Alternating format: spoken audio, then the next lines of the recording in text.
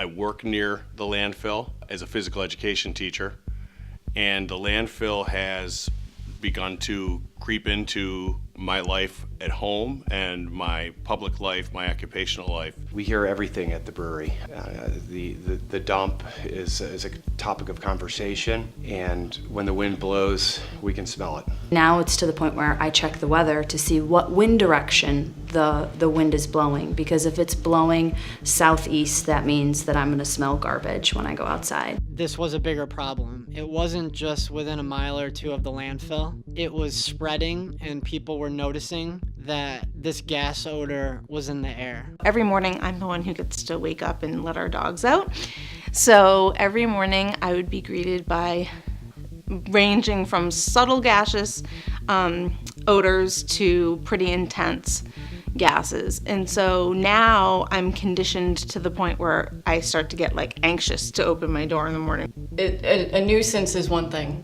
It's one thing to smell something that stinks. When you start to worry that something dangerous could be going on and you don't know for a fact if it is a problem or not, it's scary. I raised my family in Fairport. My kids live and play and go to school in this town, and I'm concerned as a parent and as a business owner that this could really negatively affect our community, negatively affect the health of our family and our kids. The smell of decomposing garbage, trash, refuse, wafting through the school. They get off at school, they walk through this giant balloon arch the opening days of school, and it's magical and it's good.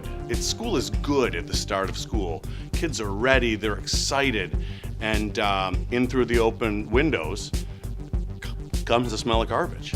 And it's become clear over the last few months that they have no control over when the smell is happening. It's happening more often than it isn't. It's tough. It's tough, and to have this continue to keep going on for months and months and months without resolution is really frustrating. It's exhausting. This needs to be fixed. These people need to be held accountable. We should all feel confident that this is a great place to live, a great place for our families to grow.